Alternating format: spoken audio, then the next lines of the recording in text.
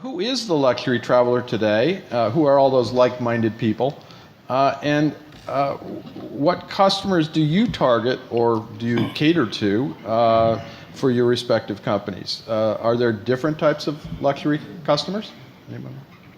Oh gosh, I would say Okay, Gail. there's definitely different types of luxury customers. I mean, people used to define luxury as perhaps maybe people who are about to head into retirement or the older set, like my age. But now you look at it and you take a look at as things are evolving. People really, and particularly and I don't like to use the word millennial because the millennials are offended when you use the word millennial. And there's so many different types of millennials too, as we've learned. Well, there are, but you know what? I mean, you see that there's such an emphasis and the understanding of how much is out there, that the emphasis that they have on experience over product or anything else, that the beautiful thing about the luxury market is what is now the diversity of the luxury market. And I think that that's really created a wonderful opportunity for both the vendors and suppliers to be able to expand their portfolio of what they can offer, and for our own industry and for the travel agents to be able to become knowledgeable about the different needs and wants, because we all can, like as we continue to say, we can all call it luxury, but the definition of luxury is so different at demographic or age or whatever the case may be. Or income, obviously. In income. And so it really, from my standpoint, the beauty of luxury expanding into a now multi-generational effect is significant for every part of the industry. Yeah. I think this is a really important question, because I think that, common knowledge would tell us that the luxury client is wealthy. But we have clients from all walks of life, and that's not necessarily the case. There are two things that our clients have in common, as diverse as they are, and that is that they're highly educated, and they have a real thirst for travel, experiential travel. Mm-hmm. And so we have people that are school teachers, we have postal workers, we have wealthy people, we have movie stars that travel with us. And some of them, it's a drop in the bucket in terms of their income, but others will save for an entire year. Mm-hmm. And this is going to be their one big trip, and we better not mess it up. Yeah. So when you're looking, if you're an agent out there and you're looking, for luxury clients, don't just look at the purse. Really look at their desire to travel in the style and means that we offer. Yeah. Ignacio. Yeah. A couple of things. I think one, I wholeheartedly agree with Gail. The range of consumers that are buying luxury travel experiences today is wider and broader than it has ever been. Our network has a database of about 4.5 million names, and we strive our best to dig into each household and understand their aspirations and their past travel history and where they're interested in going, because it is very much aspirational as opposed to what your wallet can buy. And so you need to think of luxury travel in a very wide range of possibilities. It's everything from a family celebrating their son's graduation from high school to honeymoon to once in a lifetime trip to somebody that has been to India 10 times, whatever it is. And we have to be able to understand that customer and serve it up to them. But it is very much about understanding your customer and pursuing their passions together with them to help them, realize their dreams. I think the consumer today is incredibly sophisticated and well-informed and has more information at their fingertips than ever before. So we have to very much, as travel sellers, collaborate with our clients in the creation of, memorable, meaningful experiences, whether it's a weekend trip to Chicago or it's a 3-week safari journey to Botswana. Yeah. Ted? Yeah, James, I would say that, there's something called Sutton's Law, right? When Willie Sutton was asked why he robbed banks, he said, because that's where all the money is. The baby boomer is still far and away our target customer, because there are 10,000 people a day turning 60. I know. There are, they are more fit.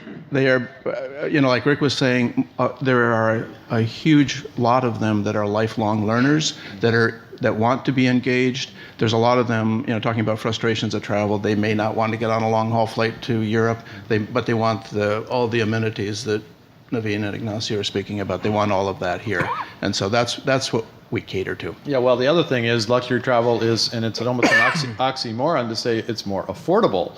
There are so many offers out there that you can upgrade from what used to be called a premium experience up to luxury pretty easily. Right, and on guided tours or on cruise vessels, there's every cabin category. So the price of entry is either, and like Rick says, we have people for whom, they've saved all their life. We have other people who, we have one gentleman who's taken 61 cruises with us. Yeah, well, I know I've been on luxury cruises, covering them, and 9 times out of 10 I'll run into, teachers from New York or something that are going, and I don't want to ask, how did you afford this? But and they're on it a lot, so I don't know. It's really a priority for them. I could lend a little insight into that. One of the reasons that it works really well for us at Tauck is that we're an all-inclusive, and what that means is it doesn't matter how much money you have in the bank.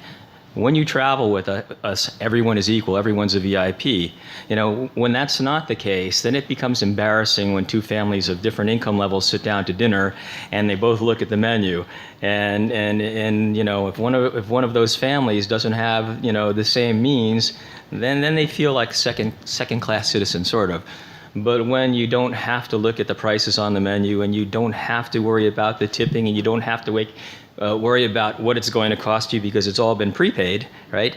Then everyone can just be equal and focus on actually becoming, a team, a group, and sharing the experiences and seeing things through each other's eyes, and that kind of enhances the experience beyond traveling alone as well. Yeah. Now, Ignacio, you had something? Yeah, a couple of things. I think even customers, travelers rather, that think that they cannot afford luxury, believe me, they will be very open to having a couple of days or a luxury experience as part of their journey. Say that they're going to India for 2 weeks and they're watching every nickel, but you might present spending the last few days at the Taj Lake Palace on Lake Udaipur, right, on Lake Pichola in Udaipur, India, which is one of the most extraordinary experiences you can have in life to stay there. So you can add a component of luxury even though you may be, managing your budget the rest of the way. And it's interesting to me that today's,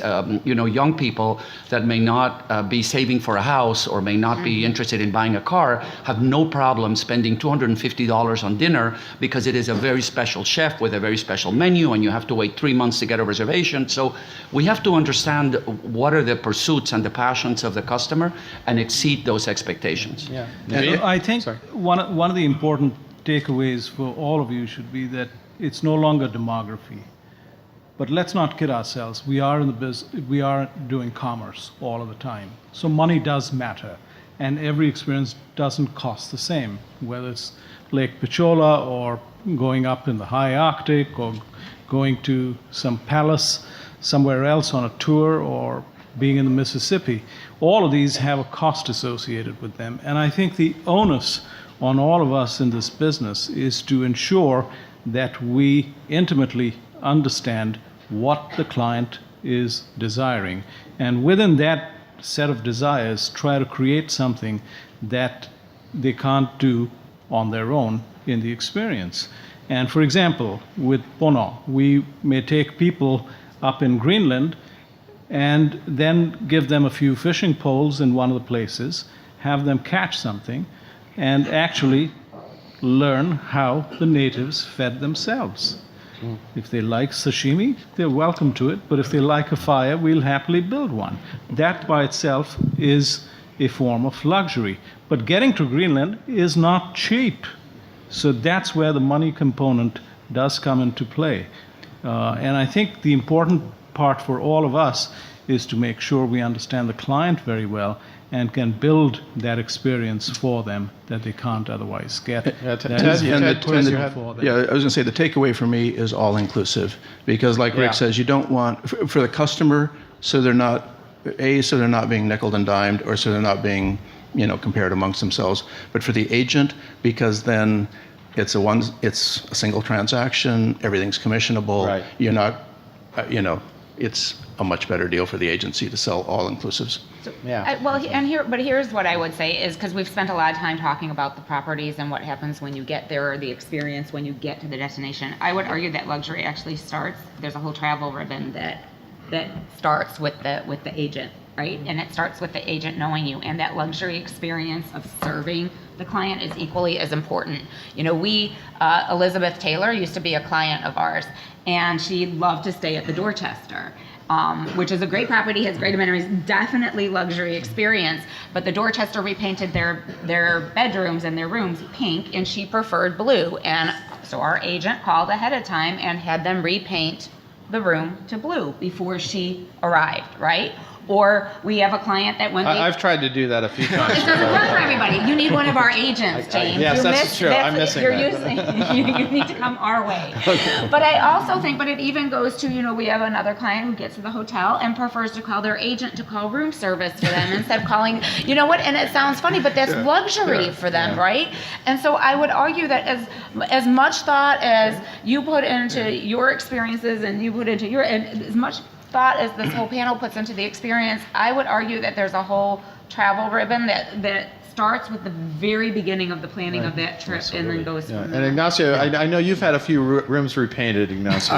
Yes, a few. A couple of things I might add is something that's really important, and it's probably the hardest thing to do in our business as travel sellers, is learning how to say no. Because when you understand your customer and you really have a deep knowledge of your client, you have to have the courage to look at them in the eye and say, this is not for you. You're not going to be happy, and this is why. Mm-hmm. If your customer wants a lot of activity in the lobby and wants Beyonce full blast, they're going to be miserable at the Bristol in Paris, where you're going to come in and it's Beethoven, not Beyonce. So you really have to understand what is it that your clients, they like, and I would argue that even more importantly, you have to understand what are your clients' dislikes, because the more pain we can remove from our customers' travels and the more friction we can relieve, the more valuable we will be to our clients, and they will appreciate us even more. I mean, if you could find me a quiet room in every hotel that I stay at, I will love you forever. But my first question when I arrive at a hotel, and I stayed at one last night, was not, I don't want the view, I just quiet. That's numero uno. If it's one night, I need to be able to get a good night's sleep. I don't want to hear the Mount Sinai ambulance going down 57th Street. So it's all about knowing your client and just having that relationship and giving you the courage to say, this is not for you. I have something that will be a much better match for your travels.